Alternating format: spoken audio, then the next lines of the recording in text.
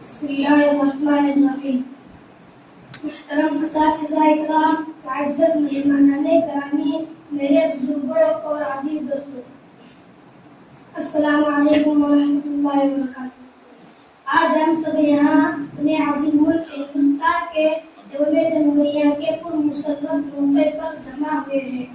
یہ دن ہماری قومی تاریخ کا ایک نہایت اہم اور قابل فخر دن ہے. 26 جنوری 1950 کو ہمارے ملک میں آئین ہند نافذ ہوا اور ہندوستان ایک مکمل جمہوری ملک بنا. یہ آئین ہمیں آزادی، مساوات، انصاف اور بھائی چارگی کا پیغام دیتا ہے.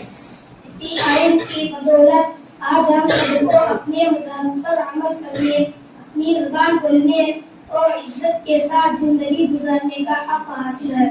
ہندوستان ایسا ملک ہے جہاں مختلف مذاہب، زبانیں اور ثقافتیں مل جل کر رہتے ہیں. اسلام بھی ہمیں یہی تعلیم دیتا ہے کہ ہم آپس میں محبت، امن اور بھائی چارگی کے ساتھ رہیں. قرآن پاک میں اللہ تعالیٰ فرماتا ہے کہ ہم ایک دوسرے کو پہچاننے کے لیے پیدا کیے گئے ہیں، لیکن نفرت کرنے کے لیے. ہمیں اپنے ان مجاہدین آزادی کو کبھی نہیں بھولنا چاہیے جنہوں نے اس ملک کی آزادی کے لیے قربانیاں دی ہیں.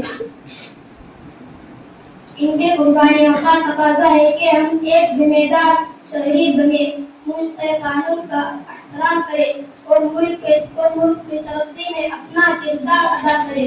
طلبا ہونے کے ناطے ہماری سب سے بڑی ذمہ داری ہے کہ ہم دل لگا کر تعلیم حاصل کریں. ہم اپنے والدین، اساتذہ اور بڑوں کا ادب کریں، سچ بولیں، ایمانداری اختیار کریں اور اچھے اخلاق اپنائیں. ایک اچھا طالب علم ہے مستقبل میں ایک اچھا شہری بنتا ہے.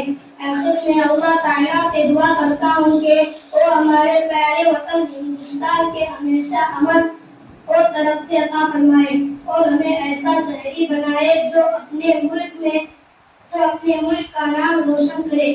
جے ہند. ہندوستان زندہ باد. السلام علیکم.